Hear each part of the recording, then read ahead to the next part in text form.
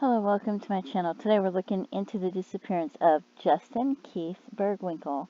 He went missing June 12, 1993. He was 21 years old, 5'10", 175 pounds. He was a private in the United States Army stationed at Fort Lewis in Washington. He disappeared from base in June 1993. His car was found at a motel near Fort Ord in Monterey, California, with his briefcase, wallet, and dog tags found inside. He had brown hair and brown eyes. So we'll look at some photos, and I have quite a lot of tabs that I'm going to open up, so I didn't want them all right here at the same time. It's very different from this photo to this photo. So I'm going to close these because I don't want to have too many tabs open because I had so many opened. And then I'm going to try to open a couple more if my computer will let me. Okay, here comes 1, 2, 3,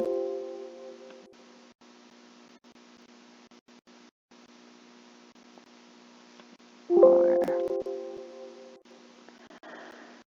Okay, and this is the Charlie Project. And this one says 21 years old, 5'10", 175 pounds, brown hair, brown eyes. It was a private in the United States Army and set on serving with an elite combat unit known as the Rangers. He excelled in his Army tests and specialized in language training.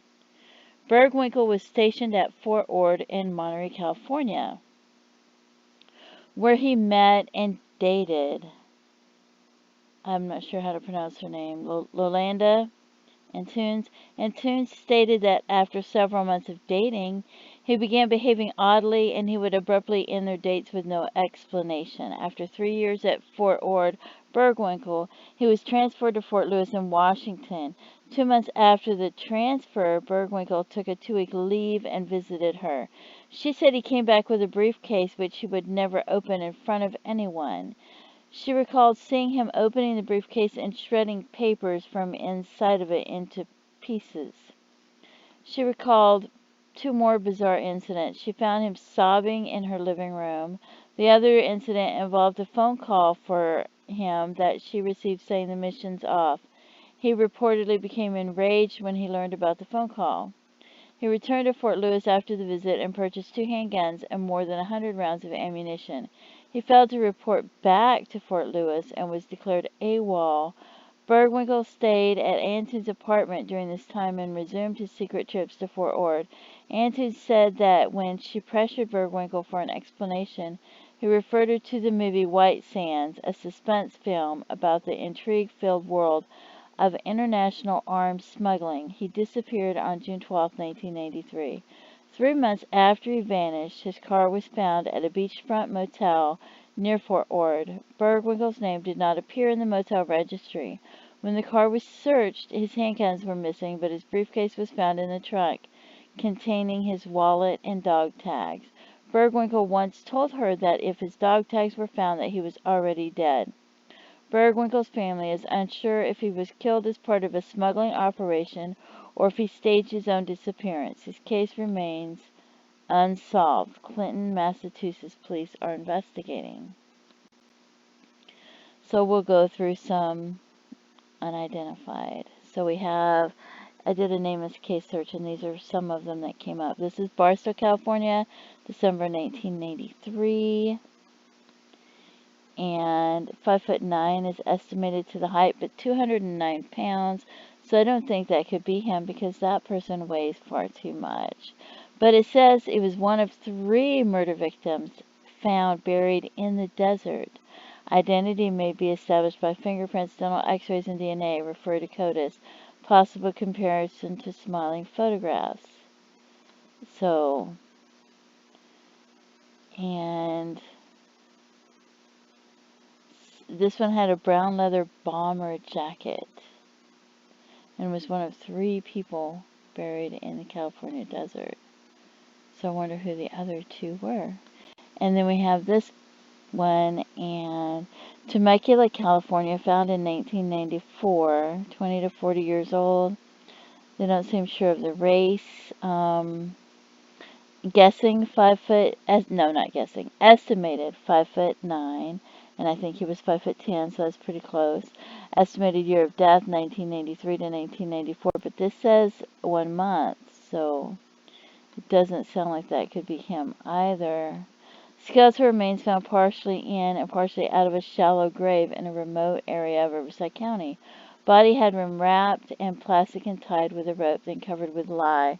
No identification or personal belongings found. One or more limbs not recovered. So I don't know if that could be him or not. So that's another one. So here's one. Angeles National Forest, found December 4th, 1994, 16 to 40 years old. Doesn't seem like they're sure of the race. 5'6" to 5'9", 16 to 40. Estimated year of death 1983 to 1994. Found in Pigeons Ridge hunting area.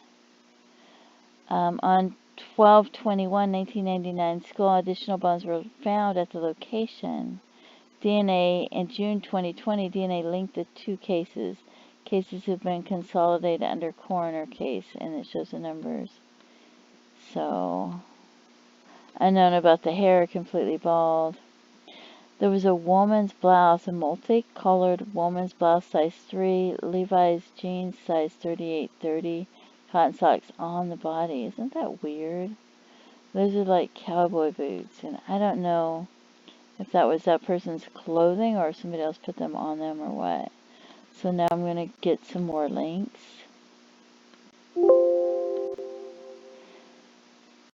Because I'm not going to try to make a judgment of if he's a John Doe, or if he's one of these John Does or not one of these John Does, or anything like that. I'm just going to go through them. So I tried to search for all the ones I thought could be him. And I'd like to put them all in there.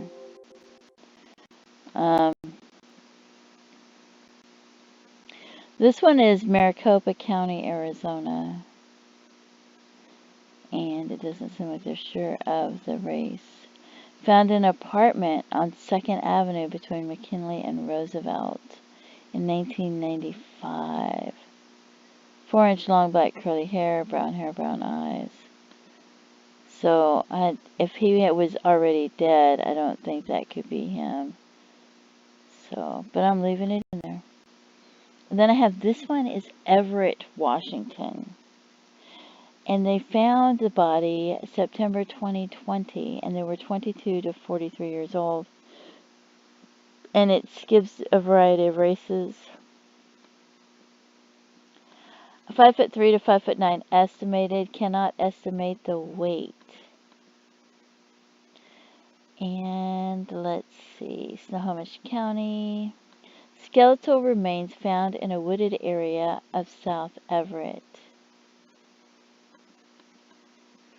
Not recognizable, near complete or complete skeleton. They don't know the color hair or the color eyes. So this could be almost anybody.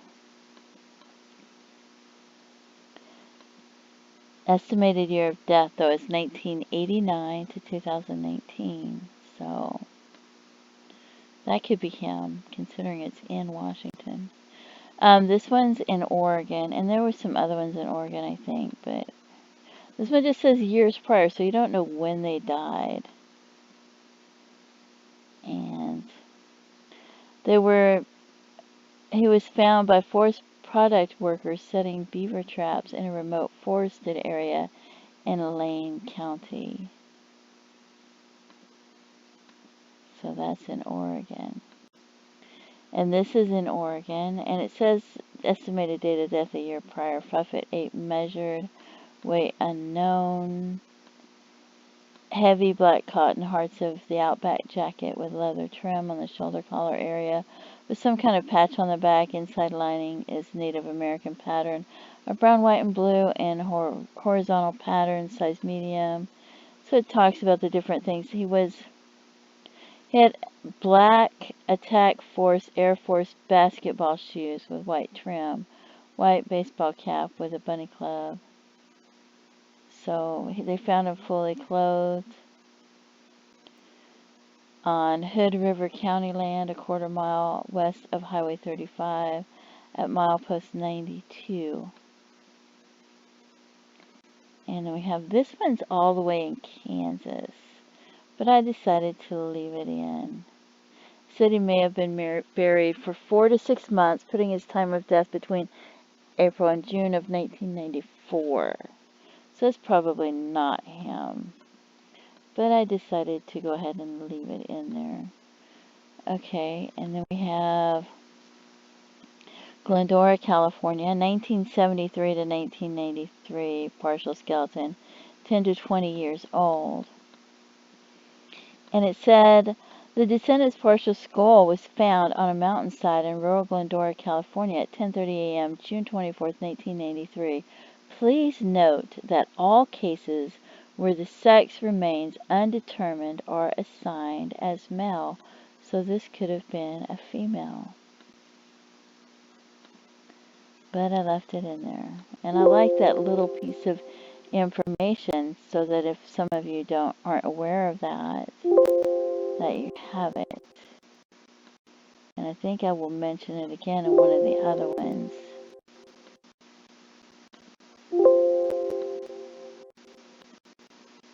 And that should be the last of them, I think. Okay, so we have this one near Banff, Alberta, Canada, 6 months to 5 years prior. Skull found, bottom of jaw missing, unknown. So there's some photos. And it says 5'9" to 6 foot tall, unknown hair color, unknown eye color, may have had rickets as a child. Multiple feelings present. And then it said there's a Chrysler key, but no car recovered. Vet tags, but the vet tags were with the arms of BC. Black leather wallet with the word, and I don't know if this were his or somebody else's. Pictures and clothes in the wallet, faint markings on the riverside, second partial photo. So I would think that whatever was with this body belonged to that body, but I don't know. A tour guide found the descendant was found on the backside of Sulphur Mountain in Banff National Park, July 11, 1988. By getting to the area from Cosmic Bay Road, the deceased was likely there for more than 2 years. He may have been a younger adult, 19 to 35 years old. And they've investigated the 2 addresses with his belongings. So I'm leaving that one in because I don't think that's that far from Washington. Nelson, Clark County, Nevada. And so they don't have the height and the weight. I don't know why they have XXs. A metallic band connects the teeth. The descendant's partial skeletal remains were found in an open desert area known as Nelson's Landing. And this one also says all cases in which the sex of the victim is unknown are assigned and filed as male, which sounds like they don't know if this was a male or female. And then we have this one, Glendora, California, 1973 to 1993, 10 to 20 years old. So there's not a lot of information with that. And this one also says where the sex remains undetermined or assigned as male, as if they're not sure if it's even male or female, this person. So, and this one says estimated death 1995, so that's probably not him, but I left it in there. 5'8", 161 pounds. And so I just left this one in there. I don't know why. And this one was 1997 they found it, LA County, California, Estimated death is unknown. 16 to 25 years old. 5'10" to 6'2". White and or Hispanic. Brown color of hair. Unknown color of eyes. Clothing, boxer shorts. Was found buried in the desert on November 25th, 1997 in LA County, California. And they don't know who this is. So those are those that I found so that you could look through them and maybe you could decide if you think one of them are him or not. Because I really don't know and I don't want to try to make a judgment call on what happened to him or where his remains might be found or if he's any of those. So there's that information for you. Please feel free to leave comments. If you have any information about this case, any of those other cases, or any cases at all, maybe you gave the information years ago to investigators and you don't know if they still have them because it's been so many years and maybe they have lost, you don't know if they've lost the paperwork or the notes or the files and you feel like it's important and you want to give them that information, please contact authorities and give them that information again. And make sure they have it. You can email them, CC a couple of people sometimes. Sometimes you might want to call them if you can't figure out, if you're not sure if you can email them or not, and give them information. Even if you heard it through the grapevine or somebody drinking over the years and you've been holding on to this information and you're not sure if it's important or not, please contact authorities and make sure they have all relevant information that you're aware of. Then you don't have to worry about the stress of it and you can just let it go and give it to them and it's not a burden on your shoulders anymore, it's a burden on theirs. So, and don't forget to pray for their loved ones and their families. And thank you so much for tuning in. Please feel free to leave comments and have a great day. Bye-bye.